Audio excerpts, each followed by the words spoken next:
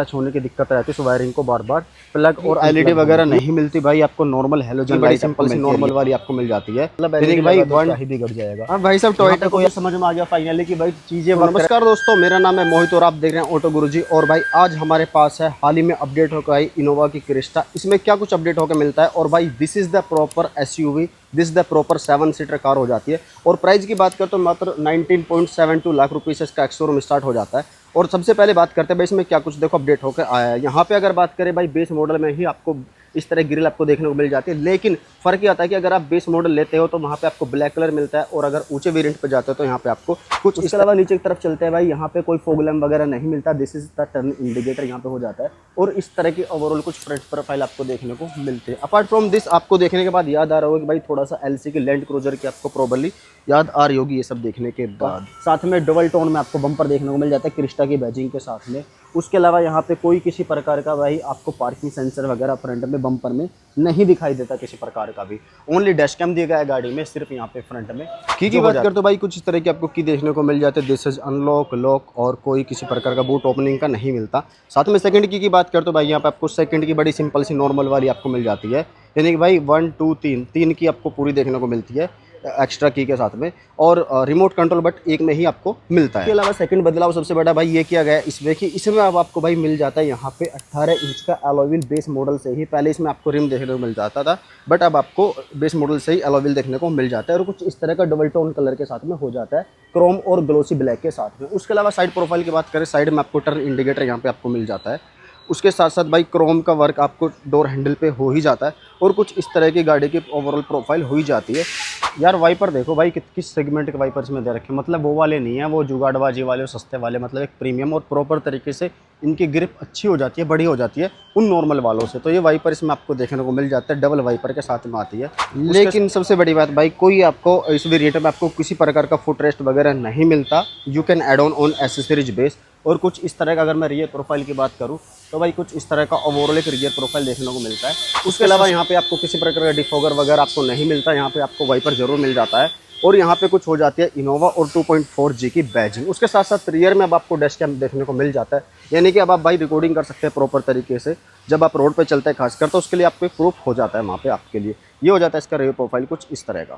अब भाई साहब टोयोटा को भी समझ में आ गया फाइनली कि भाई चीज़ें वक्त रहता है धीरे धीरे अपडेट कर दो, यानी कि भाई इन्होंने भी अपने इस गाड़ी में देना शुरू कर दिया भाई। यहाँ पे डैश कैम फ्रंट में भी आपको मिल जाता है इसके कुछ वेरिएंट्स में, और आपको रियर में भी आपको डैश कैम देखने को मिल जाता है। अंदर की तरफ बात करते तो भाई अंदर की तरफ आपको कुछ इस तरह का इंटीरियर आपको देखने को मिलता है। भाई कोई बदलाव नहीं किया गया किसी प्रकार का। अगर आप बेस वेरिएंट पे जाते हैं भाई सबसे नीचे वाले पे, तो उसमें आपको यहाँ पे थोड़ा सा ये जो एलिमेंट्स है ना, ये आपको क्रोम में देखने को मिलेंगे। यहाँ पे कुछ इस तरह के यहाँ पे भी देखने को मिलेंगे। लेकिन अगर आप ऊंचे वेरिएंट पे जाते हैं तो यहाँ पे आपको कुछ इस तरह के थोड़ा सा ब्राउन कलर के देखने को मिलते हैं। वही स्टीयरिंग आपको मिल जाता है इसमें भाई, वही जो पहले आता था, कोई बदलाव किसी प्रकार का नहीं किया गया है। यहाँ पे आपको मोड मिल जाते हैं बेसिकली। उसके अलावा voice command feature, volume up and down, साथ में यहाँ से आप चेंज कर सकते हो basically volume up and down के साथ साथ म्यूजिक, साथ में यहाँ पे फ़ोन पिक एंड ड्रॉप, और ये हो जाता है यहाँ पे कुछ। उसके अलावा यहाँ पे आपको ये जो रीजनरेशन का अलग से दे रखा है टोयोटा ने भाई, कभी भी आपकी गाड़ी रीजनरेशन मांगे तो आप यहाँ से रीजनरेट कर सकते हैं उसको। ये हो जाता है पार्किंग के लिए, जैसे आप ऑन करेंगे तो भाई पार्किंग मोड ऑन हो जाता है। उसके अलावा यहाँ पे हो जाता है भाई ये फ्रंट का जो हुड होता है वो ओपन करने के लिए आगे वाला, साथ में हो जाता है फ्यूल कैप ओपन करने के लिए, और करके इसका इंस्ट्रूमेंट क्लस्टर को प्रॉपरली ऑन। ये हो जाता है जैसे ही आप ऑन करते हो तो भाई इसमें आपको मिलता है 10.5 इंच की डिस्प्ले। यहाँ पे आपको टाइमिंग का मिल जाता है प्रॉपरली। यहाँ पे आपको पावर मोड, इको मोड आप लगा सकते हैं अकॉर्डिंगली। साथ में यहाँ पे ESB और डिजिट कंट्रोल आपको मिल जाते हैं ESB के साथ में। उसके साथ साथ राइट पे आपको सभी कंट्रोल आपको मिल जाता है, यानी कि यहाँ से आप ORVM को एडजस्ट कर सकते हैं अकॉर्डिंगली। और ये अप एंड डाउन हो जाता है कुछ इस तरह, अगर आप इसके मिरर को अप एंड डाउन करना चाहते हैं तो ये हो जाता है कुछ इस तरह का इसका डैशबोर्ड प्रॉपर। यहाँ पे ऑन एंड ऑफ के आपको स्विच मिल जाता है। यार मुझे थोड़ी सी कंप्लेन ना यार ये है कि भाई ना आप LED भी तो दे सकते हो, मतलब LED लगा तो क्या ही बिगड़ जाएगा। यहाँ पे कोई आपको मिरर वगैरह नहीं मिलता प्रॉपरली। पैसेंजर एयरबैग की तरफ आपको यहाँ पे मिरर मिल जाता है, जहाँ पे कोई आपको कोई LED वगैरह लाइट वगैरह कुछ नहीं मिलती। तो ये हो जाता है कुछ इस तरह का। और इसकी सीटिंग की बात करें तो भाई कंफर्टेबल काफ़ी हैं सीटें। और ये होल्ड करने के लिए साइड से ग्रैप दिया गया है प्रॉपर तरीके से। तो भाई इनोवा है तो नो डाउट मतलब कंफर्टेबल की तो इसमें गुंजाइश कुछ बचती नहीं कि कोई कंफर्ट में उसकी शिकायत रहे किस पर। कैप्टन सीट आपको यहाँ पे रियर में देखने को मिल जाती है 2, उसके अलावा पीछे आप 3 लोग 2 लोग और प्रॉपर 7 सीटर गाड़ी ये हो जाती है। यहाँ पे कप होल्डर आपको दिया गया है, एक ये हैंड ब्रेक हो जाते हैं, उसके साथ साथ 5 गियर के साथ में आती है, छठा रिवर्स हो जाता है इसमें। और यहीं पे आपको एक आर्मरेस्ट देखने को मिल जाता है छोटा सा। उसके साथ साथ यहीं पे आपको यूएसबी केबल का भी ऑप्शन मिल जाता है, यानी कि आप भाई यूएसबी केबल लगा सकते, कोई टाइप सी वगैरह कुछ नहीं मिलता। चलते पीछे रो की तरफ, पीछे आपको क्या कुछ मिलने वाला है। और आते हैं भाई पीछे की तरफ, अगर सेंटर रो की बात कर तो भाई ओहो हो भाई आपको कोई वो नहीं मिलता किसी प्रकार का सपोर्ट वगैरह, मतलब फुट रेस्ट वगैरह तो थोड़ी सी आपको ऊंची ज़रूर लगती है। उसके अलावा भाई यहाँ पे जब हम ये देखो जो चीज़ मैं आपको एग्जैक्टली दिखाना चाह रहा था, वो छोटी छोटी चीज़ों कैसे ध्यान रखते हैं भाई टोयोटा। ये देखो यहाँ पे प्रॉपर एक हैंगिंग करने के लिए, मतलब छोटा मोटा आप सामान लाते हो तो आप यहाँ पे कुछ इस तरह हैंग कर सकते हैं, जिसकी कैपेसिटी 4 किलो हो जाती है। तो जो होती है भाई रियर सीट कुछ इस तरह की, इनको आपको यहाँ पे अगर बात करें, यहाँ पे भी आपको कप होल्डर साइड में देखने को मिल जाता है, 2 कप होल्डर, उसका बंद भी कर सकते हैं। अब अगर इसकी थर्ड रो में आप जाना चाहते हैं, this is the second row, यहाँ पे हो जाती है इतने स्पेस के साथ बड़े से, तो आपको भाई कुछ इस तरह ये यहाँ पे इस तरह करके आपको यहाँ से जाना होगा भाई पीछे की तरफ। This is the third row, अभी फोल्ड की हुई है तो इनको कर देते हैं थोड़ा सा ऊपर की तरफ। ये देखो ये हो जाती है ऊपर की तरफ, और इतना स्पेस आपको देखने को प्रॉपर तरीके से मिल जाता है। सो गाइस जब आप थर्ड रो में आ जाते हैं तो भाई अब आपको you have to do like this, which is seriously भाई दिक्कत तो आपको थर्ड रो में आएंगी ही आएंगी, नो डाउट। मतलब आपको थर्ड रो में दिक्कत तो आने ही वाली है। तो this is the third row, basically बड़ा स्ट्रेट होके बैठना पड़ेगा। आई डोंट थिंक ये एडजस्टेबल होंगी किसी प्रकार की, कोई किसी प्रकार एडजस्टेबल नहीं। थर्ड रो यार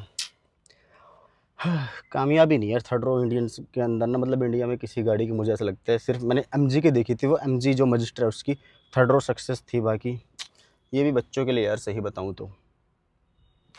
तो ये हो जाती है इसकी थर्ड रो गाइज कुछ इस तरह के। अब आपको यहाँ पे भाई सीट बेल्ट की फिटमेंट ये देखो कहाँ से लगानी होती है प्रॉपरली, यहाँ से आप थर्ड रो की सीट बेल्ट को लगा सकते हैं। उसके अलावा यहाँ पे अगर इधर बात कर तो भाई इधर यहाँ पे दी गई है, यानी कि इस तरफ यहाँ पे हो जाती है, और एक उस तरफ दी गई है। रियर में डैश कैम यहाँ पे प्लेस दिया है, बट यार ये अलग दिख रहा है थोड़ा सा। अगर इसको हम यहाँ कर देते, थोड़ा सा यहाँ फिटमेंट दी जाती तो भाई थोड़ा सा और अच्छा हो सकता था। ये बूट स्पेस आपको देखने को मिल जाता है, ये हो जाता है यहाँ पे साथ में एक कप होल्डर टाइप में भाई कप होल्डर लग रहा है, इंसान रख के भूल जाएगा प्रॉपरली। तो ये है, और अगर आप जाना चाहते हो तो आप यहाँ से भी आगे की तरफ जा सकते हैं, यहाँ से सेंटर से होते हुए। ये हो जाता है इसके लिए आर्मरेस्ट, दोनों के लिए जो कैप्टन सीट हो जाती है ये हो जाता है कुछ इस तरह का इंटीरियर। उसके अलावा अगर भाई यहाँ पे बात करते हैं एसी के वेंट्स थर्ड रो के लिए यहाँ पे हो जाते हैं बिल्कुल ऊपर की तरफ। सेकंड के लिए यहाँ पे दिए गए हैं जिसको आप एडजस्ट कर सकते हैं भाई यहाँ से, और फ्रंट के लिए यानी कि ड्राइवर को ड्राइवर के लिए सामने की तरफ आपको देखने को मिल जाते हैं। सो प्रॉब्लम ये हो जाता है कुछ इस तरह का। रियर की तरफ बात करते हो भाई रियर में आपको कोई डिफोगर वगैरह किसी प्रकार का देखने को नहीं मिलता। ऊपर की तरफ आपको शार्क फिर एंटीना मिल जाता है वहाँ पे, यहाँ पे हो जाता है हाई स्टॉप लैंप, और उसके साथ साथ यहाँ पे आपको कुछ रियर में इस तरह का लुक आपको देखने को मिल जाता है। ओवरऑल कोई बदलाव नहीं है भाई किसी प्रकार का भी। यहाँ पे वाइपर मिल जाता है रियर में। उसके अलावा अगर बूट की बात करें तो भाई आपको यहाँ से आपको हाइड्रोलिक बूट आपको देखने को मिल जाता है, और कुछ इस तरह का ओवरऑल 300 लीटर का स्पेस आपको हो जाता है। I think which would be enough, मेरे हिसाब से तो ठीक है यार, एनफ होगा आई बिलीव। बाकी अगर आप चाहते हो और ज़्यादा इसको बनाना तो भाई आपको ये कुछ इस तरह करना है, सॉरी ये कुछ इस तरह करना है, और ये हो जाता है प्रॉपर तरीके से आपका। जब आपके पास सामान ज़्यादा हो इतना बड़ा बूट स्पेस अब आपका बन जाता है, आराम से खूब सामान रख के ले सकते हो। तो भाई इसलिए हो जाता है कि इनोवा में कंफर्ट की और भाई सामान वामान की आपको कोई दिक्कत परेशानी आपको नहीं होती, कितना भी सामान आपके पास हो, कितना भी लगेज। इसमें ना प्रॉपर तरीके से देखो फिटमेंट कितनी अच्छी दे रखी है, वरना बाकी कंपनी क्या करती है एक वायरिंग सी तार से ऐसे निकाल देती और ठीक है, मतलब फिर वो क्या रहता है जब सामान वगैरह रखते ना यहाँ पे कुछ इस तरह का, तो फिर यहाँ लगने की सबसे बड़ी उसमें टच होने की दिक्कत रहती है उस वायरिंग को बार बार प्लग और अनप्लग होने की। ये हो जाती है भाई कुछ फिट एंड फिनिश देखो कितनी बढ़िया कर रखी है टोयोटा ने, मतलब कहीं कंप्लेन नहीं छोड़ रखे। और टाटा वाला कोई सीन नहीं है इनके पास कि जैसे टाटा कर देता है कि भैया यहाँ पे पेंट के धब्बे दिख रहे हैं आपको, यहाँ पे दिखाई दे रहे, ऐसा कुछ भी नहीं है। तो ये हो जाता है ओवरऑल भाई कुछ इस तरह का साइड प्रोफाइल इनोवा क्रिस्टा का। रियर कैमरा यहाँ पे दिया गया है भाई, सर कैमरे की फिटमेंट यहाँ पे दी गई विच इज़ बेटर सीरियसली, मतलब एक तरफ दे रखी है और कुछ इस तरह का हो जाता है। उसके अलावा 4 पार्किंग सेंसर आपको मिल जाते हैं यहाँ पे और भाई यहाँ पे, और 4 पार्किंग सेंसर आपको देखने को मिल जाता है। बाकी भाई अगर इसके इंजन की बात करते तो इसमें आता है 2393 सीसी का टर्बो इनलाइन डीजल इंजन आपको मिलता है, जो कि 4 सिलेंडर के साथ में हो जाता है प्रोबली, जो कि जनरेट करता है 148 bhp की पावर और भाई 343 Nm का टॉर्क जनरेट करता है। बेसिकली ये 5 गियर बॉक्स के साथ में आ जाता है, छठा गियर में न्यूट्रल का हो जाता है। तो भाई ये हो जाता है ओवरऑल इनोवा क्रिस्टा का एक रिव्यू छोटा सा। बाकी वीडियो आपको कैसे लगे भाई कमेंट सेक्शन में आके जरूर बताना, और अगर आप भी चाहते हैं कुछ इसी तरह के भाई पर्टिकुलर गाड़ी का रिव्यू हम आप लोगों के लिए लेकर आए, तो भाई आप मुझे इस ईमेल आईडी पे ईमेल कर सकते हैं। मैं जल्द कोशिश करूँगा आप लोगों के लिए भाई जितना जल्दी हो सके आपके लिए उस गाड़ी का रिव्यू लेके आना।